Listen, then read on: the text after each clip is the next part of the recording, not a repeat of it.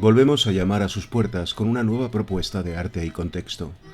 En tiempos inciertos, la cultura es un buen refugio para mantener viva la ilusión y la esperanza, porque seguir aprendiendo es seguir mirando al frente. Por ello, nuevamente, y con su permiso, les proponemos pasar un rato disfrutando y aprendiendo arte e historia.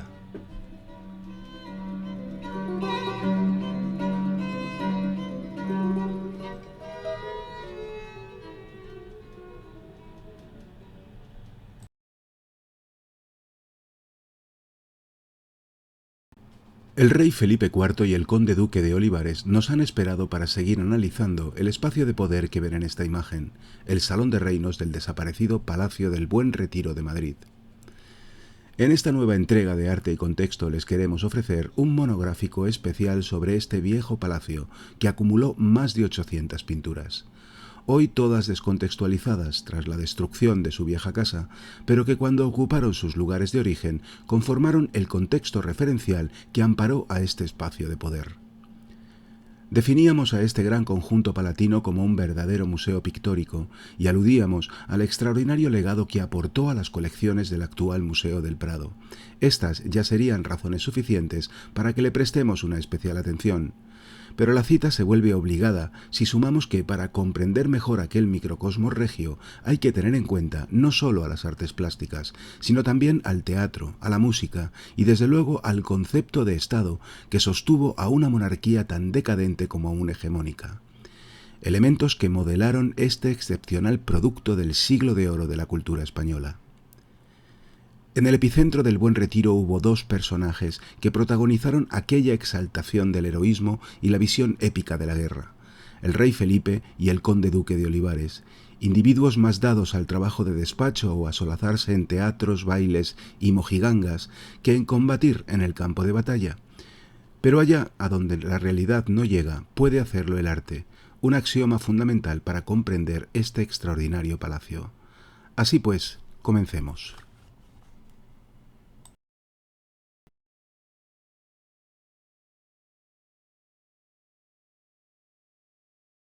En nuestra entrega anterior vimos cómo aquel nuevo palacio nació casi de la nada y en 3 años llegó a la condición de real sitio. Su objetivo era ser un lugar de retiro, y lo fue, pero menos dado a lo contemplativo y lo espiritual que al disfrute de las artes y de las amenidades que procuraban todo tipo de festejos que allí se celebraron.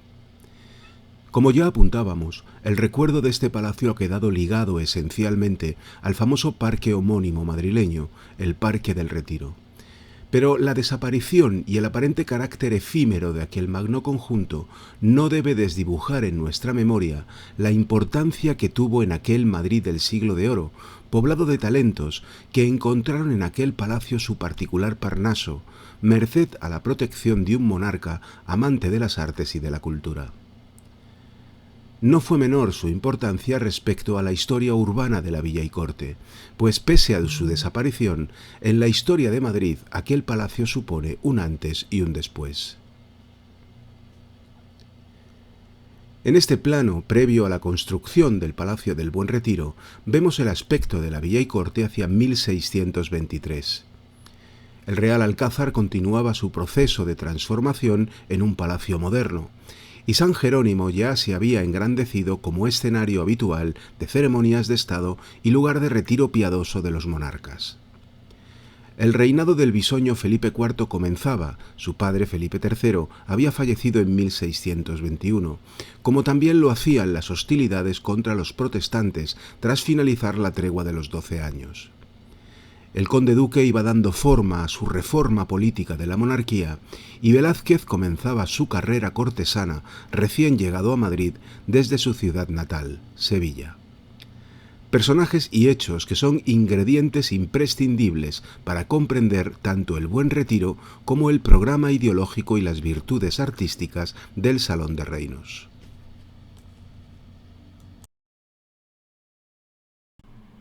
Poco más de una década después, a la villa y corte se le había anexado un extraordinario elemento nuevo, el Real Sitio del Buen Retiro, que podemos ver ya plenamente acabado en el conocido Plano de Teixeira.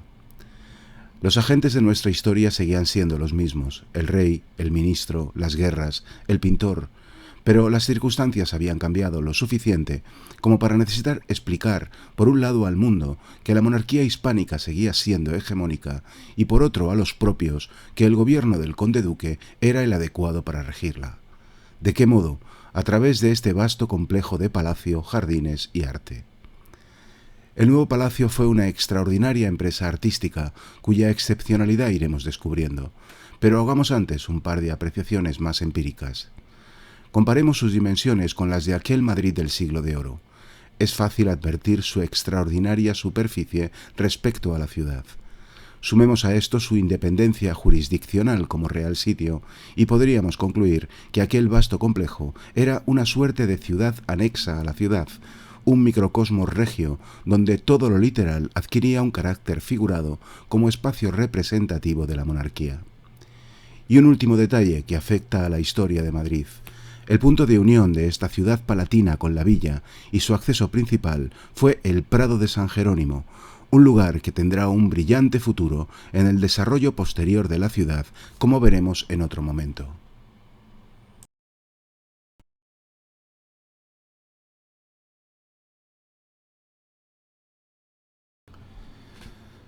El Salón de Reinos, el Palacio del Buen Retiro y los 20 primeros años del reinado de Felipe IV son indisociables de la figura del conde duque de Olivares.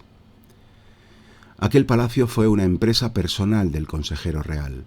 Lo comenzó sin una planificación previa, como una sencilla ampliación del viejo cuarto real del monasterio de San Jerónimo para dar mejor acomodo al rey cuando allí se retiraba. Pero creció con nuevos edificios, fue alcanzando unas dimensiones no previstas que terminarían por transformarlo en el escenario de la magnificencia de la monarquía del rey Felipe IV y de su propio gobierno personal. ¿En qué manera lo hizo? Desde luego no a través de una costosa y bien trabada arquitectura para el palacio, sino de aquello más efímero como los escenarios de cartón piedra que transformaban en suntuosa una realidad mucho más sencilla. También de las artes plásticas, especialmente la pintura, que cubrió hasta la saturación los muros de sus galerías y salones. De las artes escénicas, como el teatro o la música, brillando en sus escenarios lo mejor de nuestros genios del siglo de oro. Aunque si por algo deslumbró y fue famoso el Buen Retiro, fue por sus frecuentes y extraordinarios festejos. Para acogerlos, todo el conjunto, palacio y jardines, fue una colosal tramoya, en gran medida dispuesta para distraer y disimular los malos tiempos que empezaba a vivir la monarquía, pues necesidad real de levantar aquel palacio nuevo no la hubo. La estructura de la llamada Plaza Grande, la interior, lugar concebido para acoger festejos al aire libre, deja claro el sentido escenográfico de aquel palacio, pues todas las crujías que la rodean no eran sino palcos desde los que asistir a aquellos magnos eventos. Resultó pequeña, máxime cuando algunos festejos, los menos, se pensó en permitir la entrada al pueblo, y por ello se amplió con una nueva plaza aún mayor anexa al edificio principal. De este modo, el futuro Salón de Reinos, por entonces conocido solo como Salón Grande, ya que ocupaba el hueco completo de 2 plantas, quedó interpuesto entre ambas plazas, con balcones abiertos a cada una de ellas, por lo que su primer uso fue el de servir de tribuna o balcón regio al rey y a su corte. Al referirnos a estos espacios estamos llamándolos plazas y no patios, pues sus dimensiones eran extraordinarias. El lado que corresponde al Salón de Reinos, el más corto del rectángulo principal y único conservado, mide 81 metros de largo. Piensen que los lados cortos de la Plaza Mayor de Madrid miden 94 metros. Así que esta estructura del Buen Retiro, más que un patio interior, era una plaza en torno a la cual se había construido un palacio. Algo que denota claramente esa causa primera de toda su arquitectura, la de ser un gran escenario. Todos estos espacios ya no existen, pero hace unos años se reconstruyó su aspecto por medios tecnológicos, de modo que virtualmente podemos entrar en aquella plaza interior comprendida entre 4 torres, a la que se abrían los balcones de las galerías y del Salón de Reinos. Una pieza que en esta recreación ya vemos que aparece decorada con el programa pictórico que se definirá hacia 1634. Un hueco de 2 plantas con 5 balcones en la primera y otros 5 en la segunda, a los que se accedía por la galería volada que están viendo en las imágenes. Una estructura completamente permeable al exterior, abierta a través de un total de 20 balcones, 10 a cada plaza, desde los que se asistía a los espectáculos que se organizaban en cualquiera de sus flancos. La plaza exterior, la más grande, era de menor altura y de arquitectura más simple y accesoria. En realidad era un sencillo espacio cerrado, una suerte de coso cuadrado, como algunos que se han conservado en España, en cuyos edificios hubo caballerizas, picaderos y juegos de pelota. Todo ello fue barrido por el tiempo, quedando en pie actualmente tan solo la panda del Salón de Reinos, como un edificio aislado en medio del barrio de los Jerónimos. Como ya apuntábamos en nuestra anterior entrega, estas estructuras del Buen Retiro eran similares a la Plaza Mayor de Madrid, donde la Casa de la Panadería cumplía los días festivos el mismo rol de palco o tribuna que el Salón Grande, presentando además un esquema de balconadas entre 2 torres muy similar. El modelo madrileño tuvo como antecedente a la Plaza de los Vosgos de París, levantada por Enrique IV de Francia, y en cuyos lados largos también había pabellones reales, desde los que el monarca asistía a los aparatosos festejos, como el que ven en el grabado, que allí se celebraban. El uso mercantil de la plaza madrileña cesaba cuando se realizaban eventos a los que el rey asistía personalmente, caso de espectáculos de tauromaquia, como vemos en esta pintura. Eran ocasiones en las que los tapices, reposteros y toda la parafernalia decorativa necesaria transformaban aquel lugar en una magna escenografía para enmarcar la presencia del rey. También se celebraron allí los populares juegos de cañas, como vemos en esta otra pintura, una tradición de origen andalusí consistente en dividir a unos supuestos combatientes, generalmente eran nobles, en 2 fingidos ejércitos que se hostigaban, lanzaban cañas y dardos a manera de lanzas y flechas y hacían cargas en cuadrillas. Un juego paramilitar donde la exaltación del combate como demostración del espíritu caballeresco se hacía de manera lúdica y sin comprometer la vida. Puro teatro. Los caballeros, la doma del caballo, las batallas fingidas formaron parte de la puesta en escena del Buen Retiro. Como podemos ver en esta obra de Velázquez, donde el príncipe Baltasar Carlos se ejercita en la equitación ante la atenta mirada de sus padres desde un balcón del Palacio del Buen Retiro y el magisterio del conde duque que aparece abajo sosteniendo una lanza. Una bella metáfora del gobierno de la monarquía, compuesta por un rey, su heredero y el ministro que llevaba las riendas.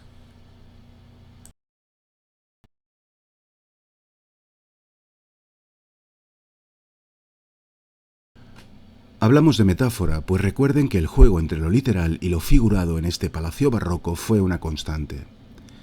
Aquellos magnos eventos de la corte madrileña se parangonaban con los promovidos por los antiguos emperadores de Roma, que mostraron la grandeza de su imperio y su poder, levantando teatros, anfiteatros y circos, y procurando toda suerte de espectáculos públicos. Esta alusión romana estaba presente en el palacio en forma de pintura. Para decorar el Buen Retiro hicieron falta muchos cuadros.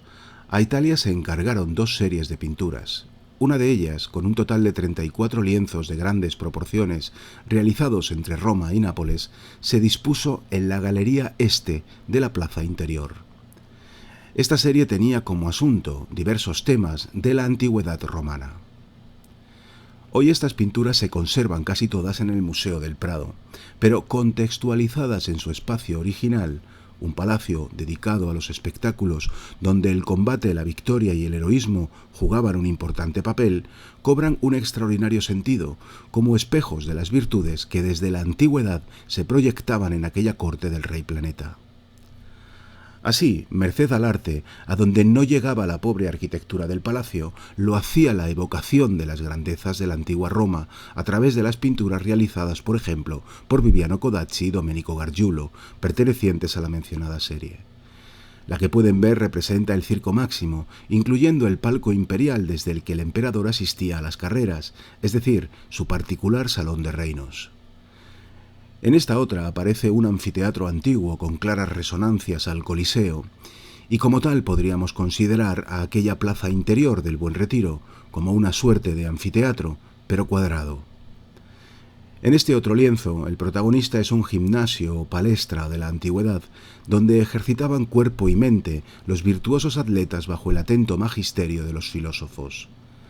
Algo similar a cómo vimos al príncipe Baltasar Carlos ejercitándose en la equitación bajo el cuidado del conde duque y la mirada de su padre. Estas obras de tema antiguo eran un guiño desde el pasado a los espectáculos que, como los juegos de cañas, se realizaban en el Retiro. Una exaltación teatralizada a través de los juegos de virtudes como el honor o el valor que se manifestaban a través de la guerra y el combate y eran propios de los héroes. De modo que, considerando su ubicación en aquella galería este de la plaza interior, lo que se veía por las ventanas en el presente estaba igualmente representado en los cuadros colgados entre ellas, nuevamente poniendo en simbiosis arte y realidad. Un mundo de héroes viriles, aunque alguna cuota hubo para lo femenino, en clave de combates de mujeres, ya fuera porque alguno contemporáneo hubo, o en memoria de las amazonas o las gladiadoras antiguas romanas. También hubo lienzos para representar animales, insertando una nota exótica, propia de un estado que dominaba muchas tierras, pero también simbólica por las virtudes que se les atribuían. En el Retiro concretamente hubo una leonera, elemento muy común desde la antigüedad y presente en muchos palacios europeos contemporáneos.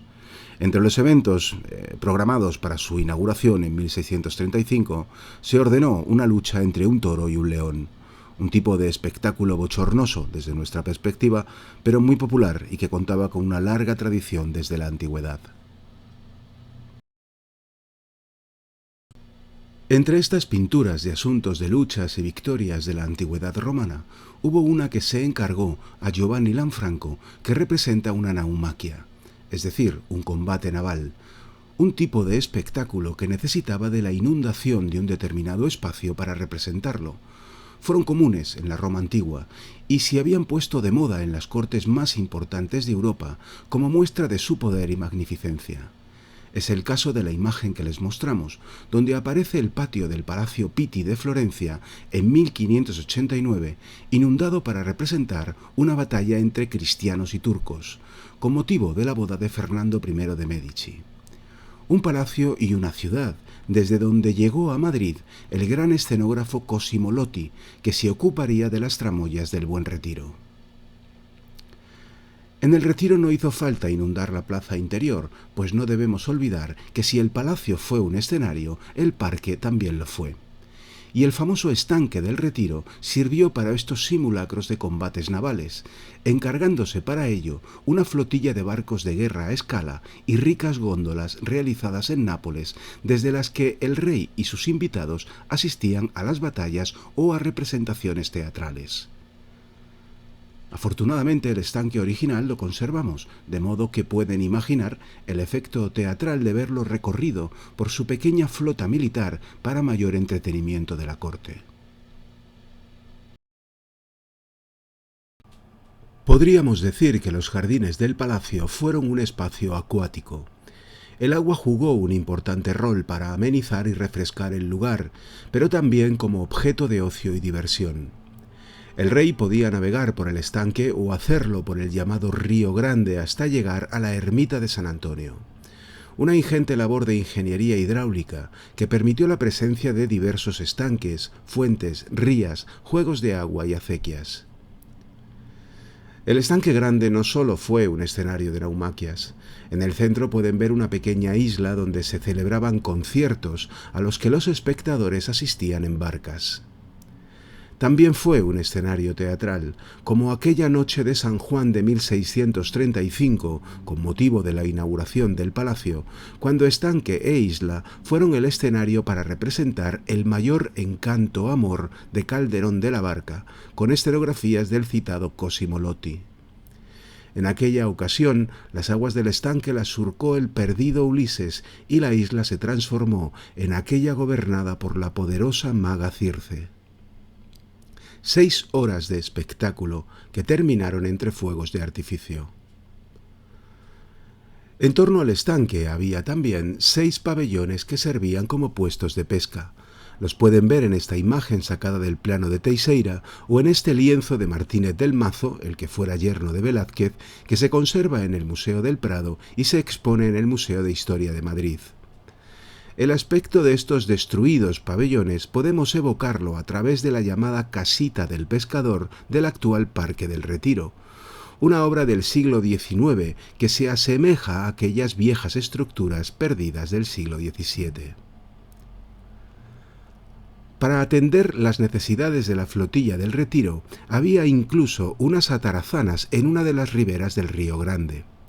Un edificio también desaparecido, como casi todos, pero que andando el tiempo será el solar de la antigua y popular Casa de Fieras del Parque del Retiro. El Río Grande llegaba hasta la mencionada ermita de San Antonio, la bordeaba con un canal navegable con una curiosa forma lobulada, dejando a la ermita en el centro de una isla a la que se accedía por unos puentes o en barca. Ya ven que la puesta en escena no podía ser más teatral y cortesana para mostrar la majestad del rey de España.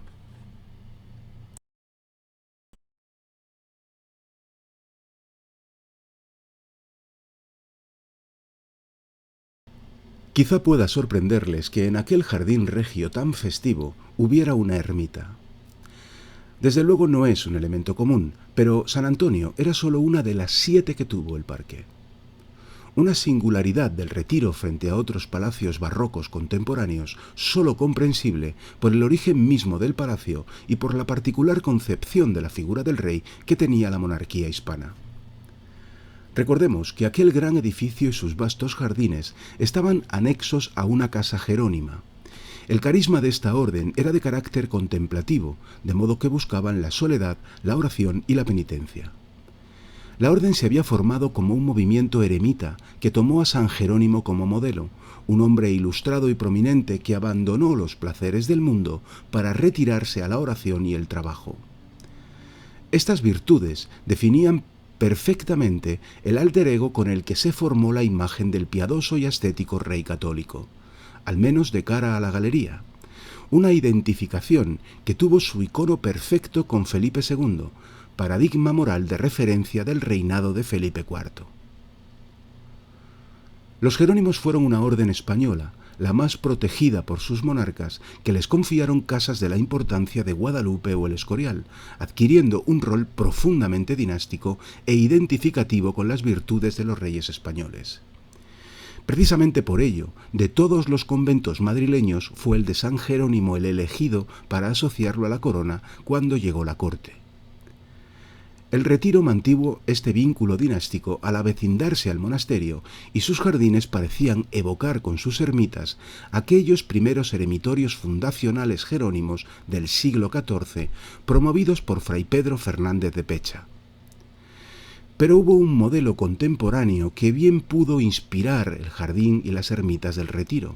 Fue el monasterio Benito de Montserrat, que tenía 15 ermitas diseminadas entre sus peñas y que el rey Felipe IV había visitado en 1626. El conjunto monserratino y todos los eremitorios de Occidente tenían como referente primigenio a la antigua Tebaida egipcia, lugar de retiro de los santos padres ermitaños que fueron visitados por San Jerónimo y Santa Paula, siendo algunos de ellos titulares de las ermitas del Retiro. De modo que aquel parque tan dado a los juegos caballerescos, la farsa, la mascarada y la mojiganga, eran además una Tebaida madrileña habitada por un regio ermitaño. Las ermitas estaban distribuidas por todo el jardín, todas estaban consagradas y eran atendidas por la comunidad jerónima, pero su uso estaba a caballo entre lo piadoso y lo profano, y sobre todo lo lúdico. Esta era la doble y contradictoria naturaleza del Buen Retiro, y si apuramos, de un rey tan monjil como dado a los placeres terrestres. En la praxis, cada una de estas ermitas era más bien una suerte de villa de retiro o de recreo aislada dentro del conjunto general del parque. lugares a donde el monarca o el ministro se apartaban del escenario público de la corte, algo necesario si consideramos que la etiqueta de la Casa Real Española era una de las más rígidas de Europa. Por ejemplo, la ermita de San Juan servía de lugar de aposento al alcalde del Real Sitio, es decir, al conde duque. Allí tenía sus habitaciones particulares, su despacho y su extraordinaria biblioteca personal, todo ello rodeado de unos cuidados jardines. Don Gaspar se retiraba asiduamente a este lugar, pues era poco amigo de asistir a los festejos y saraos que él mismo organizaba para mantener entretenido al rey. La de Santa María Magdalena estaba junto a la calle de Alcalá. El edificio era sencillo, pero tras él había unos holgados jardines y amplias huertas, donde la familia real hacía jornadas campestres al modo de las romerías populares, con merendolas y bailes incluidos. La ermita de San Isidro estaba anexa al palacio. Formaba parte de la red hidráulica del parque, pues de ella partía el llamado Río Chico, por el que se podía navegar a través de los jardines hasta las ermitas de San Juan y Santa María Magdalena o hasta la Puerta de Alcalá. En su parte posterior había un estanque en el que el rey y su familia pescaban o montaban en barca de modo privado, o desde el que podían navegar por el mencionado Río Chico, más apartado que su homónimo, el Grande, y por tanto más discreto. Las ermitas de San Bruno y San Jerónimo estaban unidas e insertas entre el entramado de los jardines llamados del Ochavo y el estanque Grande, el área más cortesana del parque. Disponían de elegantes jardines cercados, adornados con grutas artificiales y fuentes, donde los reyes solían disfrutar de la música o el teatro de manera reservada. La de San Pablo Ermitaño también era parte del complejo del Jardín del Ochavo, cuyos paseos cubiertos por pérgolas que escondían reservados y juegos de agua y eran lugar asiduo de mascaradas y saraos llegaban hasta la explanada delante de ella. A tal punto llegó el ambiente festivo en su entorno que se cuestionó si se estaba prestando el debido decoro al santuario del santo, por lo que se optó por desacralizar la ermita y transformarla en un pabellón real. El sencillo edificio anterior se modificó dándole el suntuoso aspecto que ven en este grabado. Aquella nueva fachada presidía una plaza en hemiciclo con una fuente central dedicada a Narciso, un espacio que se empleó como lugar lúdico y como teatro al aire libre, ejerciendo la fachada de frente de escena. Esta fachada y el salón principal de la antigua ermita se decoraron con excelentes pinturas al fresco, a modo de trampantojos arquitectónicos con figuras mitológicas. Afortunadamente hemos conservado los bocetos preparatorios que nos dan idea de la magnificencia de aquellas decoraciones efímeras del Buen Retiro. Por último, volvemos a citar la monumental ermita insular de San Antonio. Recuerden que estaba rodeada por un canal del Río Grande, pero además, como pueden observar en la imagen, el edificio estaba dentro de un segundo foso, en este caso un foso seco, sembrado con bellos jardines. Por ello, la entrada a la ermita se hacía a través de un puente. Este aislamiento entre un canal con agua y unos jardines bajos era un recurso que procuraba a los cuartos de uso real de la ermita un más que adecuado frescor en verano. Fíjense que además, en su parte posterior, contaba con un pabellón anexo, ajardinado, a modo de cenador entre unas galerías con torres, donde algún banquete que otro dio el conde duque. Todos estos elementos hacían más patente su impronta de villa de recreo que de ermita. De hecho, era muy similar a algunos de los palacetes contemporáneos que se levantaban a las afueras de Madrid, como la llamada Torre de la Parada del Monte del Pardo, que por estas fechas también estaba en obras y era otra importante empresa artística de la corte. Si observamos su planta, tan solo el hermético espacio central correspondía con la capilla, ubicándose en torno suyo una serie de amplios salones abovedados que se disponían en dos plantas, abiertos por balcones a los jardines del foso, al canal navegable y a los jardines del palacio, pues esta ermita estaba construida en una elevación del terreno, por lo que gozaba de amplias vistas. Donde quizá su carácter de villa queda manifiestamente declarado es al comprobar que su planta fue tomada por Alonso Carbonell, arquitecto del palacio, de los modelos de las villas paladianas, solo que en el caso madrileño el salón central de las villas italianas era un oratorio consagrado a San Antonio. Un santo no ermitaño, ya que esta ermita se la regaló al rey el Consejo de Portugal. Recuerden que San Antonio era lisboeta y que Portugal entonces formaba parte de la monarquía hispánica, al menos hasta 1640, cuando comenzó la rebelión encabezada por los Braganza, que terminaría en su secesión. Esta ermita es la que mejor conocemos por grabados y dibujos, pues actualmente, como todas las demás, ya no existe, correspondiéndose su solar con la conocida Plaza del Ángel Caído del actual Parque del Retiro.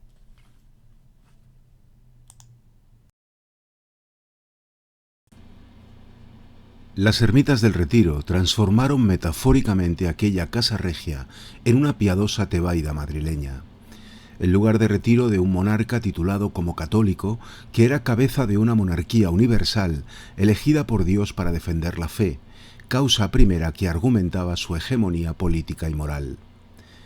Pero recordemos que en aquel mismo lugar a este austero y ascético monarca vestido de riguroso negro también se le parangonaba con los antiguos emperadores romanos, mostrando sus virtudes heroicas a través del combate y la victoria. Dos caras aparentemente opuestas, pero que en realidad eran complementarias, pues por un lado su monarquía era heredera de aquel primer imperio civilizador con vocación universal, pero en una versión renovada tras superar el paganismo y convertirse en el brazo secular de la verdadera fe, ya fuera a través de la oración, como los ermitaños, de la evangelización, como lo había hecho en medio mundo, o de la guerra, como seguía haciéndolo contra los herejes. Por ello, igual que pasó con la antigua Roma, la referencia a los ermitaños trascendió al discurso alegórico del palacio, y lo literal, en este caso las ermitas, se proyectó nuevamente en el arte a través de la pintura. En la galería oeste de la plaza interior, la opuesta a la que mostraba la serie de historias romanas, se colgó la otra serie de pinturas encargadas a Italia. En esta ocasión, el asunto principal serían los ermitaños, hombres y mujeres ejemplares que buscaron el retiro de las banalidades del mundo para encontrarse con Dios, de modo que nuevamente a través del arte volvía a mostrarse un referente ejemplar que se proyectaba en las virtudes de este palacio y de su regio propietario. Esta serie se conserva fundamentalmente en el Museo del Prado, conformando el conjunto de cuadros de paisajes barrocos más importantes de su colección, incluyendo algunas de sus obras maestras y que, contextualizadas en su espacio original, cobran un renovado sentido.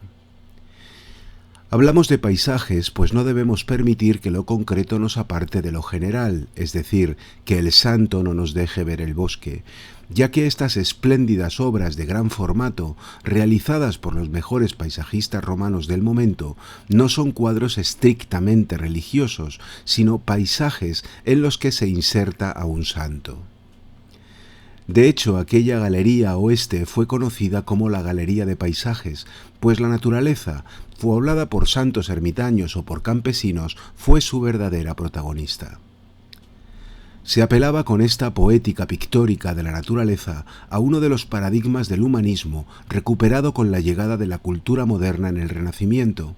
Nos referimos al mito de la vida retirada, aquella que cantara Fray Luis, y que en la historia del arte fue responsable de la aparición de las villas suburbanas desde el siglo XV, de las que el Retiro era una versión hipertrofiada tanto por sus extraordinarias dimensiones como por su condición de real sitio. Una idea, la del retiro de los poderosos, mitad como ermitaños, mitad como campesinos, que algo menos de un siglo después también sería el germen de otro palacio español, la Granja de San Ildefonso. En aquella galería de poniente, la que daba fachada al palacio hacia la villa y corte, nuevamente realidad y arte volvían a dialogar. De modo que si a través de las ventanas se veía el paisaje de Madrid y los trajines del Prado de San Jerónimo, entre ellas se colgaban cuadros de paisajes con eremitas o pastores que evocaban el carácter de retiro de aquel palacio. En estos lienzos hay varios conceptos de paisaje. Por un lado, la naturaleza prístina, habitada por ermitaños y pastores, y por otro, aquella en la que entra en juego el artificio de la arquitectura, y muy específicamente la evocación de las ruinas de la antigüedad, tan ejemplar como pasada. Es el caso de este entierro de Santa Serapia de Claudio de Lorena, donde se representan las ruinas del foro romano con el Coliseo al fondo. Sin embargo, los suntuosos edificios que rodean el puerto de Ostia, que vemos en este otro lienzo igualmente obra de Claudio de Lorena, que representa el embarco de la Patricia Santa Paula para marchar con San Jerónimo, no emplea las ruinas del mundo pagano, sino la arquitectura moderna, heredera de la antigua, pero ya plenamente cristiana. Un matiz redundante que aparece en otras obras, como esta pintura de Jean Lemaire, donde vemos al modesto ermitaño rezar entre los viejos edificios de la antigüedad, que veíamos espléndidos en los cuadros de Codacci y Gargiulo, y ahora no son más que venerables ruinas. Las ruinas del paganismo vencido, representado en el obelisco egipcio o en el ritual de sacrificio de un buey tallado en el sarcófago de la derecha. Bajo este argumento, la nueva Roma, la de la Iglesia, era la heredera de la antigua Roma, y como apuntábamos antes, la nueva monarquía universal, la hispánica, era la heredera del primer imperio universal, el romano, siendo ambas, Iglesia y monarquía, símbolos del triunfo del cristianismo, el activo y el contemplativo, dos naturalezas que aunaba el rey de España.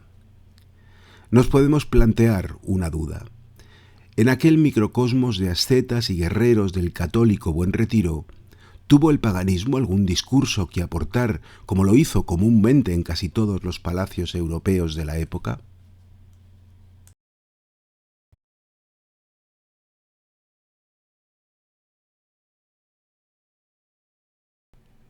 La respuesta a esta duda es que sí. La referencia a la mitología sí estuvo presente en el Buen Retiro, aumentando así la polisemia de este extraordinario conjunto barroco. Por ejemplo, hubo una figura de Baco en los jardines de la ermita de Santa María Magdalena, fuentes de asuntos mitológicos por el parque, y en las decoraciones pintadas al fresco en la antigua ermita de San Pablo se representó el mito de Céfalo y Procris. De modo que los dioses y mitos paganos habitaron el parque, pero sobre todo habitarán en el palacio a través de la pintura. Algunos de los cuadros mitológicos del Buen Retiro fueron fruto de las compras masivas realizadas para decorar su interior, por lo que su llegada a este contexto fue, digamos, accidental. Es el caso de estas dos furias pintadas por Rivera, Ixión y Ticio, adquiridas a la marquesa de Charela. Un asunto este de las furias del que ya hemos considerado su tradicional empleo en la iconografía real española. También llegó a través de estas compras otro famoso lienzo mitológico al Retiro, este realizado por Velázquez durante su primer viaje italiano, La fragua de Vulcano. Esta famosa obra formó parte de un lote de pinturas que se adquirió al pintor con destino al palacio. De este modo ingresó en las colecciones reales y terminó en el Museo del Prado. Pero hubo otras que sí fueron un encargo específico para el Buen Retiro. Formaron parte de la serie de asuntos romanos que ya hemos mencionado, representándose en ella festejos relacionados con la mitología y la religión clásica. Un nuevo guiño a otra faceta de la compleja naturaleza de este palacio, el teatro, la música y las fiestas. El dios más apropiado para el Retiro como lugar teatral y festivo era, sin duda, Baco, el Dionisios de los griegos. Una de estas pinturas, lamentablemente perdida en el incendio del Real Alcázar, era obra también de José de Ribera, pintor español residente en Nápoles. Mostraba la visita del dios Baco al poeta ateniense Icario. El dios agradeció la hospitalidad que le brindó el mortal, entregándole una cepa y enseñándole a hacer vino. Fue así como este producto, vehículo imprescindible para las celebraciones tanto rituales como lúdicas, llegó a los hombres. Rivera se inspiró en un relieve helenístico como el que ven en pantalla, que se conservaba en el palacio del conde de Monterrey, virrey de Nápoles y responsable de gestionar los encargos de obras de arte con destino al Buen Retiro en la ciudad partenopea. De la obra destruida quedaron 3 fragmentos, 2 conservados en el Prado, la cabeza de Baco y la de la hija de Icario, y otra de una cabeza de un sileno, conservada en colección privada. Gracias a una copia antigua, podemos visualizar el aspecto que tuvo esta espléndida obra perdida del gran Rivera, que ojalá no hubiera salido nunca del Retiro para finalmente arder en aquella pira de obras de arte que fue el incendio del Real Alcázar. Introducido el vino entre los hombres, esta obra de Stancione, que fue compañera de la perdida de Rivera, nos muestra su uso ritual en las bacanales, las fiestas dedicadas al dios Baco. En estas fiestas dionisíacas la imagen del dios era paseada por las calles de Atenas entre bacantes que danzaban animados por el vino en busca de su epifanía con el dios. El baile ritual, las máscaras y los ditirambos, los cantos corales dedicados al dios, fueron los elementos germinales del teatro y la danza en el mundo griego como estímulos para alcanzar la catarsis. Pero contextualicemos. Recordemos que la serie de 34 pinturas relacionadas con la antigüedad se colgó en la galería este del palacio, donde aquellas que mostraban temas circenses y de juegos ya las pusimos en relación con aquellos que se celebraban en la plaza interior. No sabemos exactamente cómo se distribuyó esta serie, pero si comparamos este lado con el contrario, el de la galería de paisajes, vemos que aquel es una sencilla sucesión de salas alargadas, mientras que este estaba compartimentado en más espacios. De lo que podríamos inferir que esta serie de asuntos de la antigüedad pudo organizarse temáticamente. Estos temas concretos relacionados con el origen del teatro y las danzas encajan con las dos piezas arquitectónicas que se anexaron en este flanco del edificio entre el palacio y los jardines. Hablamos del Real Coliseo, el Teatro del Palacio, y el Salón de Bailes, ahora llamado Casón del Buen Retiro. En el contexto de los accesos desde la galería a estas dos salas, las obras mencionadas tendrían un significado pleno. Antes de que se levantaran estos dos apéndices específicos, la panda correspondiente al posterior Salón de Reinos ya funcionaba como zona teatral y lúdica. Por ejemplo, la sala anterior al salón era llamada Sala de Máscaras, y el Salón Grande fue lugar habitual de representaciones teatrales, como lo fue el Salón Dorado del Alcázar, pero considerando la presencia de la Galería Volada, también tendría el sugestivo aspecto de un corral de comedias en su versión más cortesana.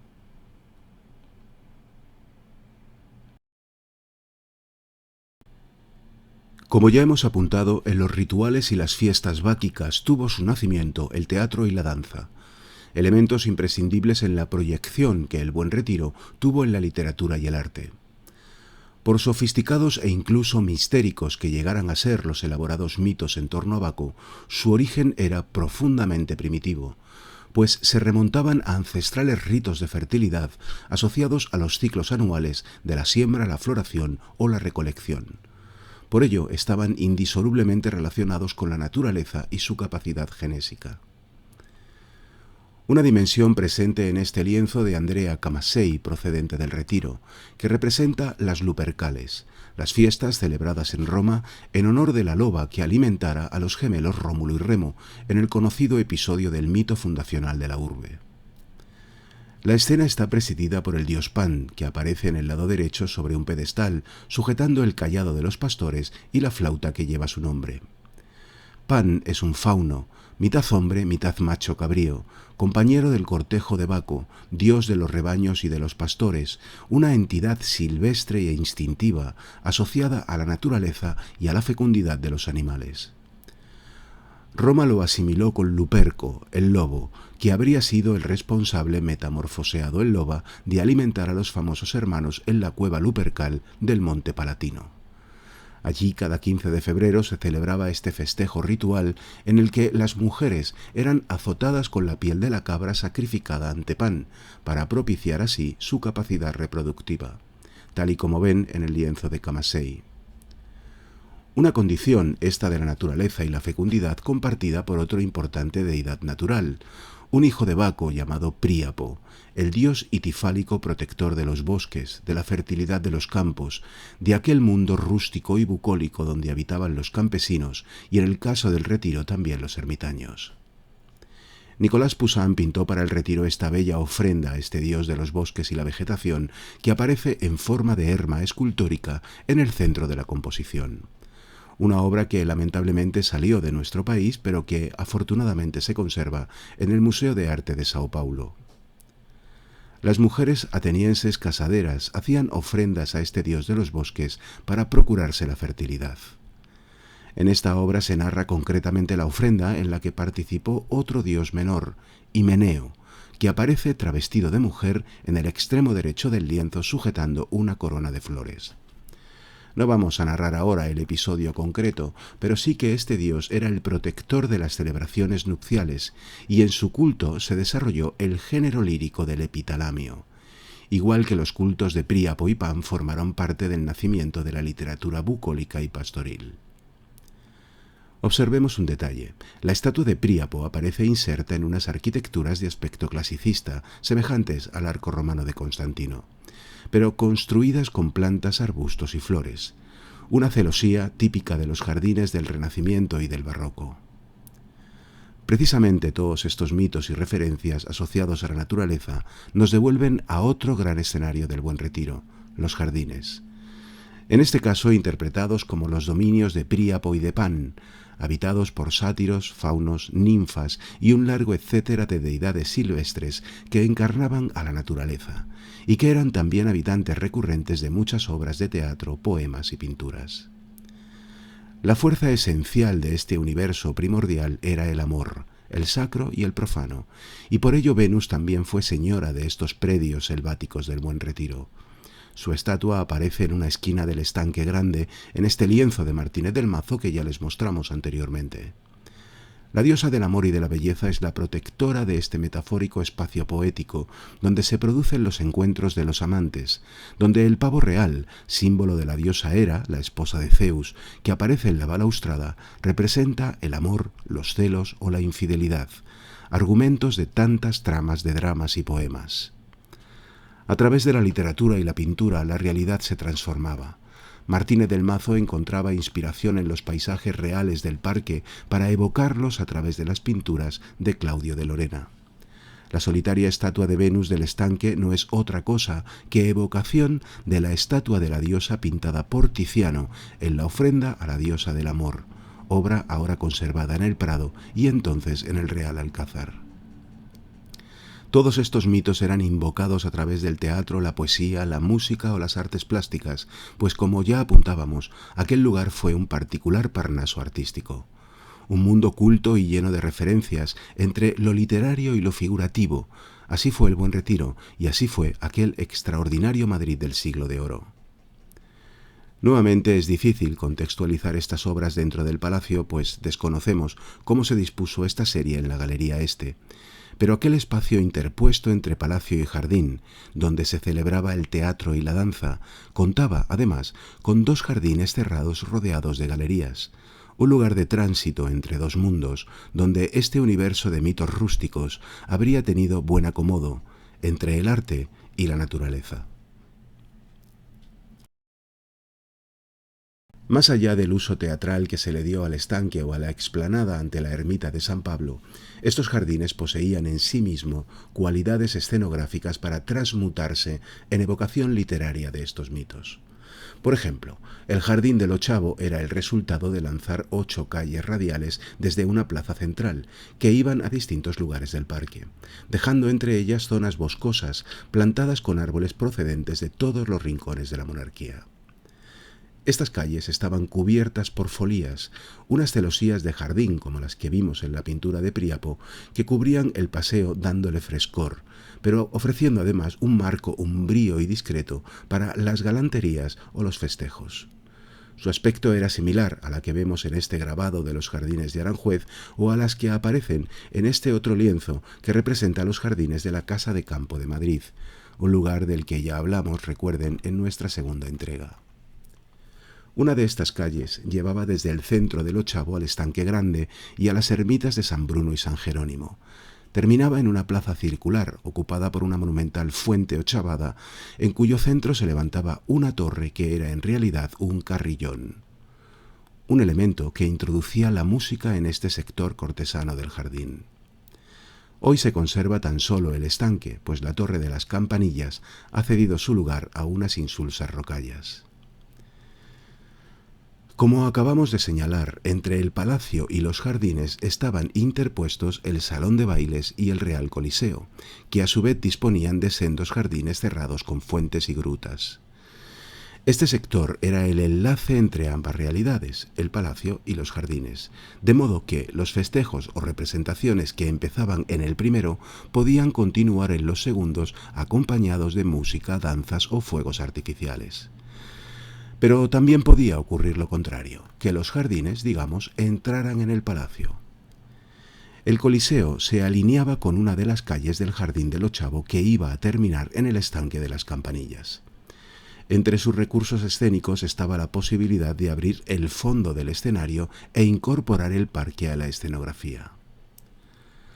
Les mostramos una de las escenografías para representar la obra de Calderón La Fiera, el Rayo y la Piedra, en la que pueden ver cómo al fondo se abre en perspectiva una profunda folía que termina en una fuente, de modo que imaginen a aquella fuente de las Campanillas y al parque incorporados visualmente al interior del Real Coliseo como prolongación del espacio escénico que transformaba así el parque en teatro. Por último, citemos una actividad lúdica que también estaba asociada a la naturaleza y que tendrá su proyección en la pintura y en los mitos: la caza. El llamado Campo Grande fue un espacio despejado de árboles donde se practicó la caza menor, especialmente conejos y perdices, que, como decíamos, tuvo su proyección en las pinturas del palacio en clave mitológica, como pueden ver en esta excelente pintura de Poussin que representa la caza del jabalí de Calidón por Meleagro y Atalanta. Fue compañera del sacrificio de Príapo que hemos visto anteriormente. Mitología y naturaleza, héroes y heroínas, más habitantes de este piélago poético, otra vez presidido y animado con el toque de su flauta por Pan, al que pueden ver sentado sobre unas peñas a la derecha, o la estatua de Diana, diosa de los bosques, en el centro del cuadro, diosa que también mereció una estatua en los jardines del Buen Retiro, por cierto.